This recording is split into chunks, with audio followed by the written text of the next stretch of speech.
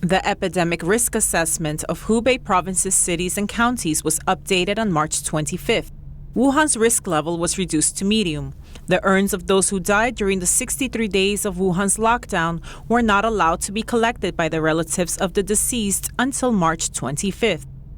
There will be no ceremony. These people lined up just to purchase a burial site. Wuhan citizens believe that officials have concealed the true death toll. On March 25th, a post on Twitter states, the family members of those who died of the epidemic in Wuhan were not allowed to collect the cremated ashes until today at the funeral home. The photo attached to the post shows the long line in front of the entrance of the Hankou funeral home. Another Twitter user stated that this Weibo post was deleted after it was shared more than 30,000 times. Many questioned the authorities' motives, asking why the videos and photos of the funeral home have been deleted. Mr. Hu, a Wuhan citizen, said, "There are many communities in Wuhan. It is the community center that brings the ashes to the relatives coming to collect them to bury their dead. I have a friend whose brother and brother-in-law died recently, and the community told their family members to collect their ashes." On March 25th, an online video showed a long line outside the gate of the Biandan Mountain Cemetery in Wuhan. This is a relatively well-known cemetery in the city. According to the website of Wuhan Civil Affairs Bureau, there are a total of 16 cemeteries in the city. People waited online to register and bury the ashes of their relatives.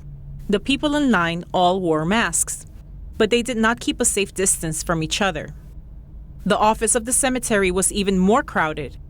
A netizen on Twitter revealed, "The registration center of the Biandan Cemetery is overcrowded. It looked like people were scrambling to buy a house in a property launch event. Some people stood in line for 3 hours but still couldn't get registered." Mr. Liu, a citizen of Wuhan, believes that there is still a risk of getting the virus and it isn't suitable to handle funeral services for the time being. The community center organized people to collect the ashes in separate groups in order to reduce the size of the crowd, but there are still long lines. After collecting the ashes, the relatives of the dead have to go to the cemetery and wait in line again. Mr. Liu, a citizen of Wuhan, states, "The relatives were anxious. Most people are still restricted from going out. You have to pick up their ashes in accordance with the community's request. The community centers arrange cars to pick you up. And there's also a risk of infections in the car.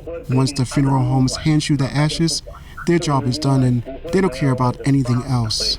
It's very likely that there are too many urns there and no space to store them, so it was necessary to inform the families to take them away." The citizens of Wuhan believe that the Chinese Communist Party, CCP, concealed the true death toll.